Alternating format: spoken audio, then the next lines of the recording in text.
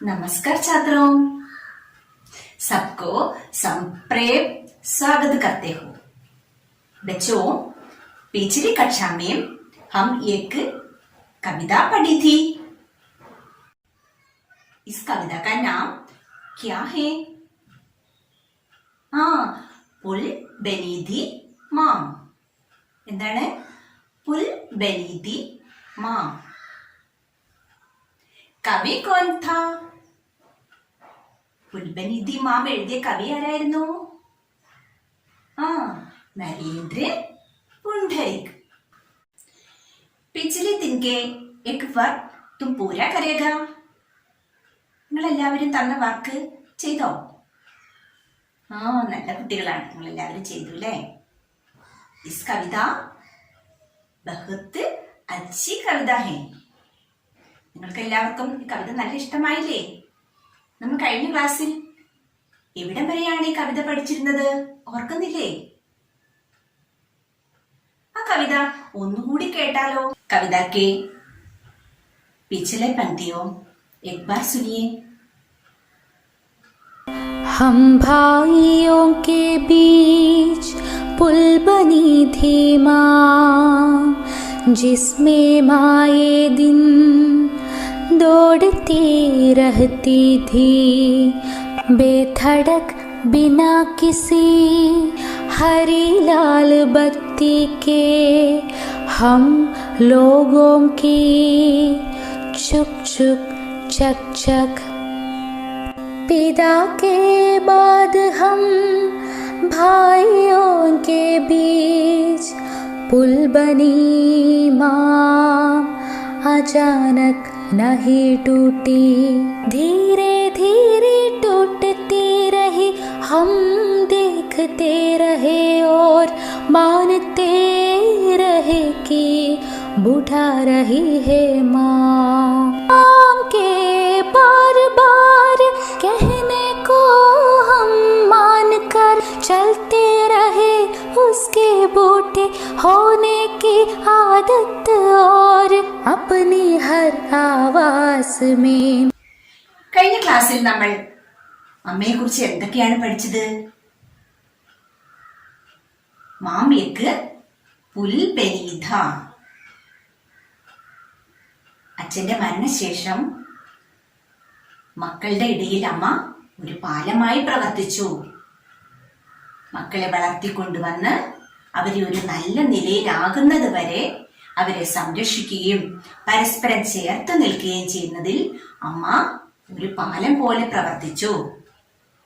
അങ്ങനെ മക്കൾ തങ്ങളുടെ സ്വന്തം കാലിൽ നിൽക്കാറായി. പിന്നീട് എന്താണ് സംഭവിച്ചത്? അവർക്ക് അമ്മ ഒരു ഭാരമായി തോന്നി.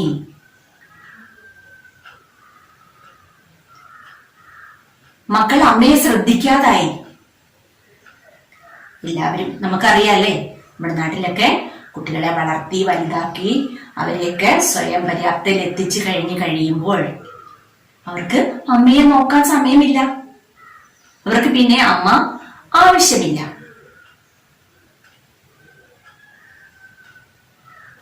ഇങ്ങനെ മക്കൾ അമ്മയെ ശ്രദ്ധിക്കാതായതോടുകൂടി അമ്മയുടെ ശരീരം ദുർബലമായി, മനസ്സ് ദുർബലമായി, അമ്മ ക്ഷീണിതയായി എന്ന് കവി ഇവിടെ പറയുകയാണ്.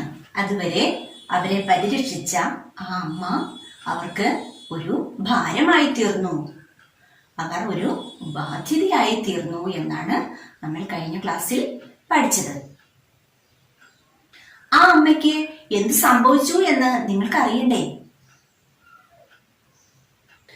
तुम कविता को बाकी पंक्तियों की और सुनी. നമുക്ക് കവിതയുടെ അടുത്ത ഭാഗം കേട്ടാലോ? सुनिए। हाथों हाथ रहती माँ, एक दिन हमारे कंधों में आ गई, धीरे धीरे महसूस करने लगे हम अपने वृषभ कंधों में माँ का भारी होना। धीरे धीरे डांटती रही माँ, हाथों हाथ रहती माँ। एक दिन हमारे कंधों में आ गई, धीरे धीरे महसूस करने लगे हम अपने वृषभ कंधों में माँ का भारी होना. കവിത കേട്ടില്ലേ? നമുക്ക് ഈ കവിത ഒന്നുകൂടി ചൊല്ലി നോക്കാം.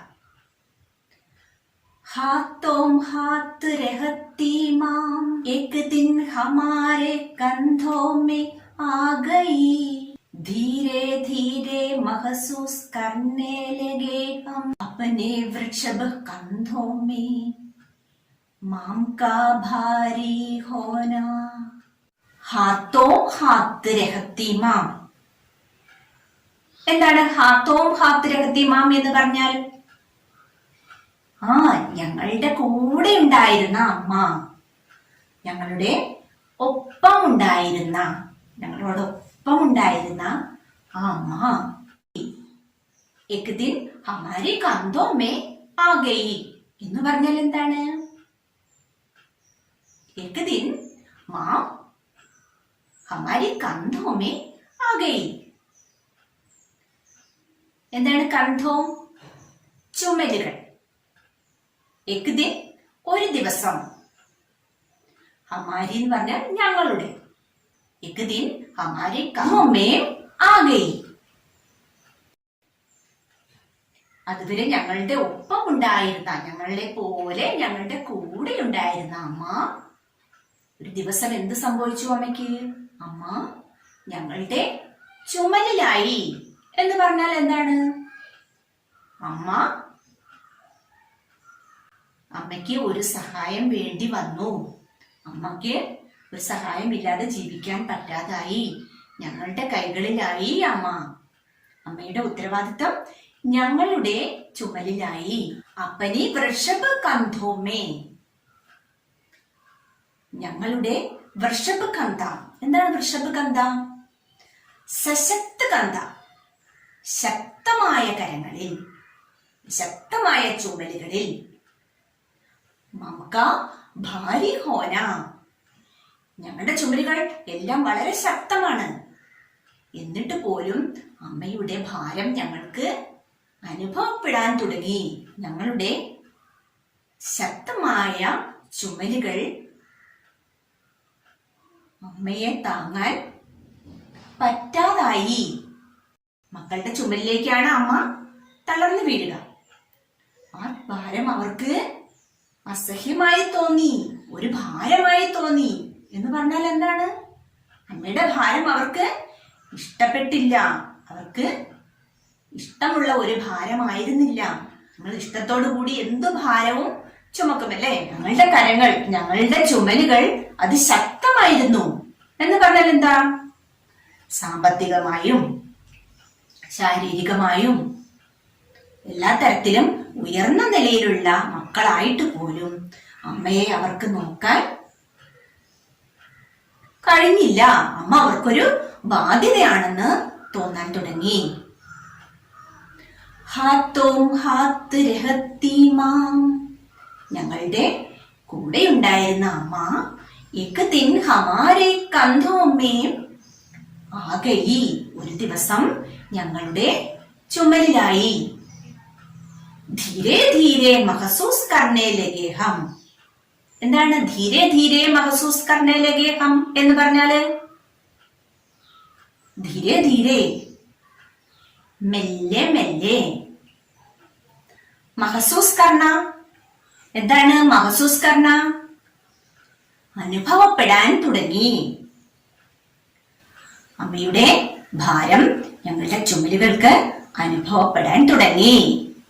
बैठोगे कंधे कैसे था वृषभ कंधो. എന്നിട്ടും അമ്മയുടെ ഭാരം മക്കൾക്ക് താങ്ങാൻ കഴിഞ്ഞില്ല. അവരുടെ സശക്തമായ കരങ്ങൾ ഉണ്ടായിട്ടും സശക്തമായ തോളുകൾ ഉണ്ടായിട്ടും അമ്മയുടെ ഭാരം അവർക്ക് താങ്ങാൻ കഴിഞ്ഞില്ല. अपने वृषभ कंधों में मां का भारी होना. അമ്മ ക്ഷീണിതയായി, ദുർബലയായി, വയസ്സായി മക്കളുടെ സഹായം വേണ്ടി വന്ന അവസരത്തിൽ മക്കളുടെ ചുമലുകൾക്ക് അമ്മയെ താങ്ങാൻ കഴിയുന്നില്ല. അവർക്കതിന് സമയമില്ല, അവർക്കതിന് താല്പര്യമില്ല. അപ്പോൾ സ്വാഭാവികമായി എന്ത് സംഭവിച്ചിരിക്കും? എന്താണ് സംഭവിക്കുക? इस कविता का अगला पंक्तियां सुनिए. ശ്രദ്ധിച്ചിരിക്കണേ. അവസാന ഭാഗം ലയനത്തോടുകൂടി ഒന്ന് കേട്ടു നോക്കാം. जब तक जीवित रही माम हम बदलते रहे अपने कंधे. माम आखिर माम ही तो है, बार बार हमें कंधे बदलते दिख हमारे कंधों से उतर गई माम. माम आखिर माम ही तो है, बार बार हमें कंधे बदलते देख हमारे कंधों से उतर गई माँ. और माम के कंधों से उतरते ही उतर गए हमारे कंधे. और माम के कंधों से उतरते ही उतर गए हमारे कंधे.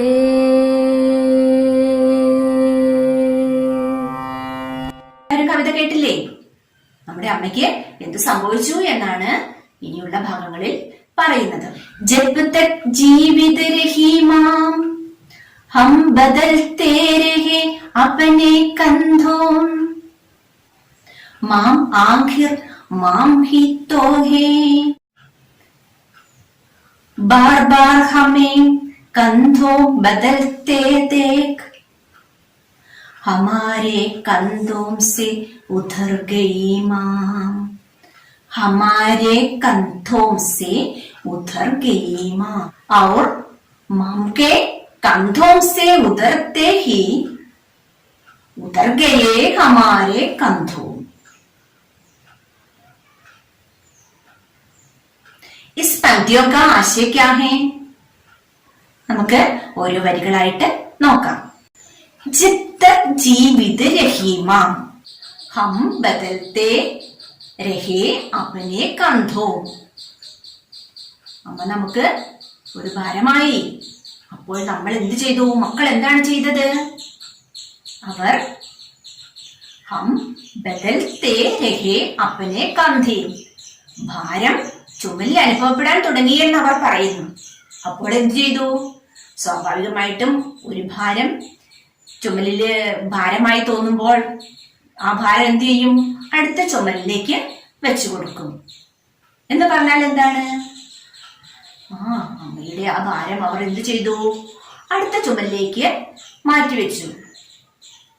അവര് ക്ഷീണിക്കുമ്പോഴോ, അവരുടെ ചുമൽ ക്ഷീണിക്കുമ്പോ അടുത്ത ആളുടെ ചുമലിലേക്ക് മാറ്റിവെച്ചു. എന്ന് പറഞ്ഞാൽ എന്താണ് ഉദ്ദേശിക്കുന്നത്? അമ്മയെ മക്കൾ മാറി മാറി നോക്കാൻ തുടങ്ങി. ഒരാൾക്ക് തനിയെ പറ്റുന്നില്ല, അപ്പൊ അടുത്ത ആളുടെ കയ്യിലേക്ക് കൊടുക്കും.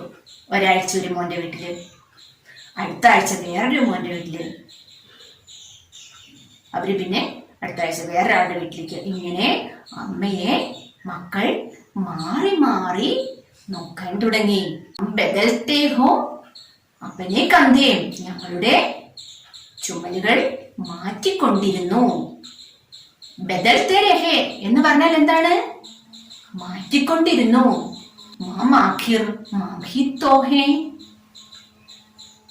എന്നാൽ അമ്മ തന്നെയല്ലേ? അമ്മയാണ് അല്ലേ?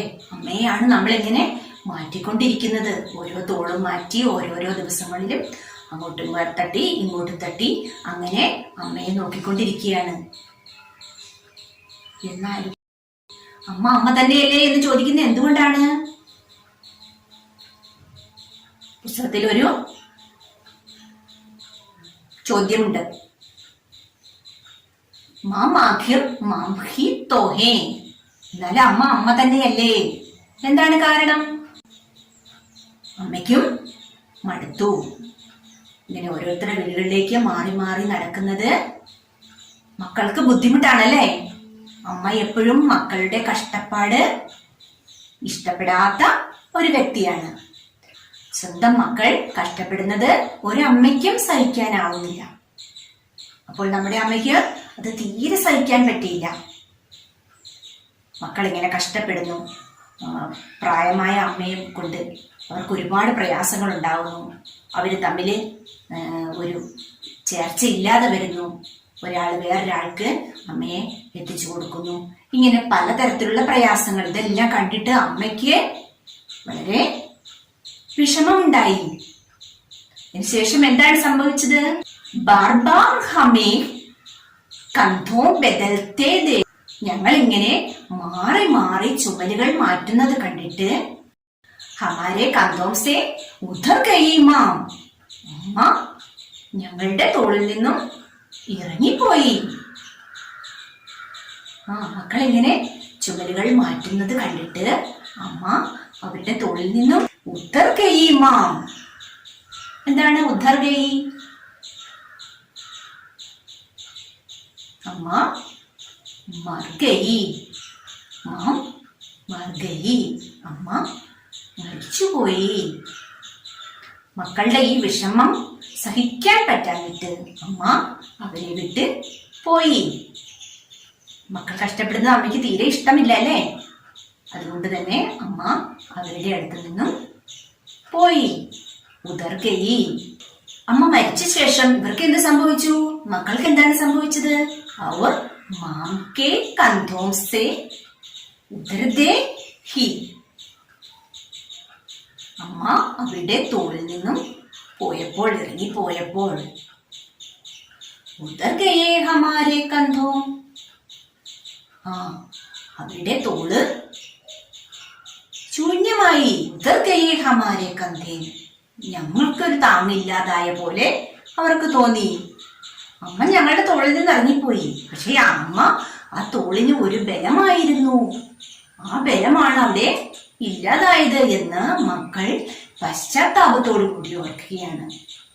അമ്മ പോയി കഴിഞ്ഞപ്പോഴാണ് അറിയുന്നത് അമ്മ അവരുടെ ചുമലിന് ഒരു താങ്ങായിരുന്നു, ഒരു ബലമായിരുന്നു. അമ്മ അവരുടെ ശക്തിയായിരുന്നു. ആ ശക്തിയാണ് അവർക്ക് അമ്മ മരിച്ചതിലൂടെ നഷ്ടപ്പെട്ടത്.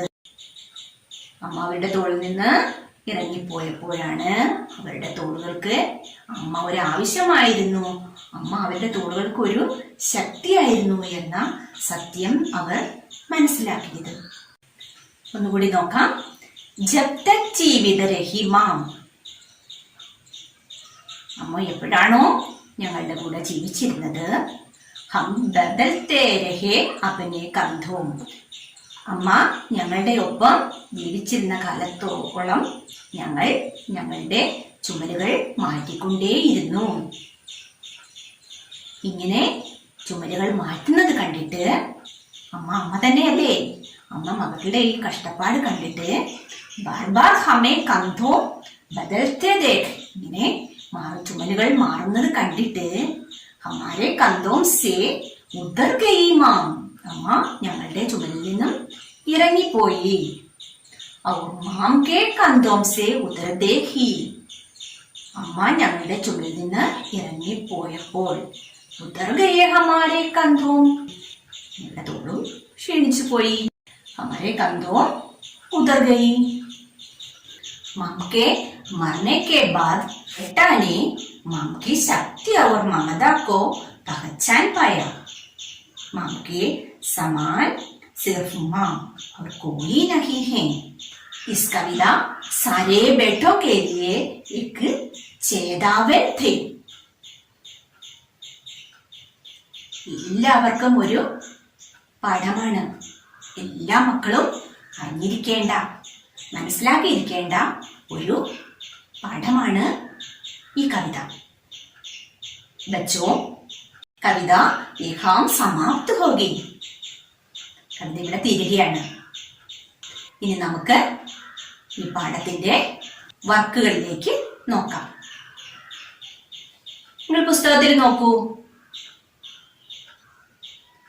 അവിടെ ചുവന്ന അക്ഷരത്തിൽ കുറച്ച് വാചകങ്ങൾ നൽകിയിട്ടുണ്ട്.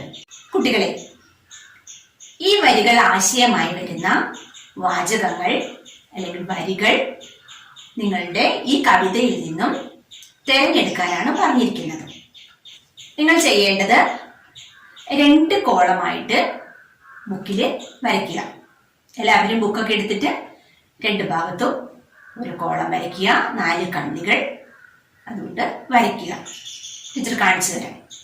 അതിൽ ഒരു ഭാഗത്ത് ആ തന്നിരിക്കുന്ന വാചകങ്ങൾ നിങ്ങൾ നോക്കി എഴുതുക. ഈ വരികളിലെ ആശയവുമായി ചേരുന്ന